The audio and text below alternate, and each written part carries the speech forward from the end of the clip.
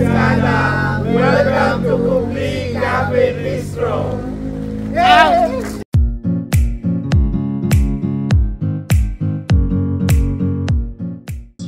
Hello mga ka-Jobskada, andito tayo ngayon sa Kubli Cafe Bistro sa Tagaytay Road. Tara, tikman natin.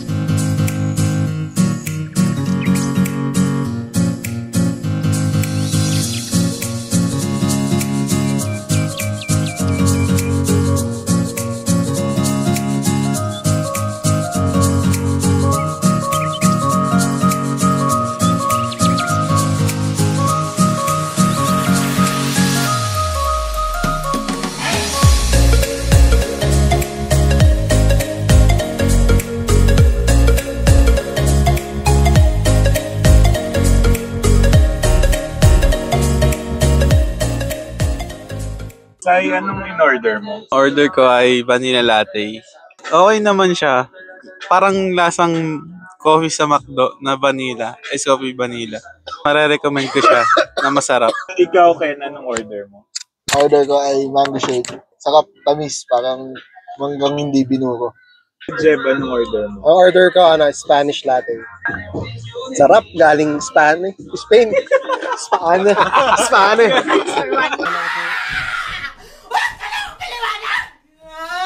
Ikaw, Blake, anong order mo? White chocolate mocha with... Ang ino mo, caramel macchiato. Ikaw, Blake, anong order mo? Caramel macchiato. Matapang siya. Malupit. Ikaw, Jay, anong order mo? Caramel latte, masarap siya. Para rin sumasabay sa mga sikat na coffee shop. Pero mas mura, kaya okay dito. Ay, sa'yo na yung order natin na pizza. Anong flavor niya? 4 cheese pizza po. 4 cheese. Yes po. Then all meat pizza po. Ikaw, Nikki, anong order mo? Mango shake din. Sa akin, melon. Anong lasa mo sa'yo? Matamis. Sa akin din, lasang-lasa yung real na melon. Cheers! Bukod nga pala sa in-order namin na coffee at shakes, umorder din kami ng nachos, buffalo chicken wings at pizza. Yung pizza, 2 flavor, isang all-meat pizza saka 4 cheese pizza. Oo nga pala, itong Kubli Cafe Bistro ay open from 7 AM to 2 AM at located siya sa Tagaytay Road. 30 minutes lang ang travel time namin from Muntinlupa City going there. Madaming available food choices from their menu.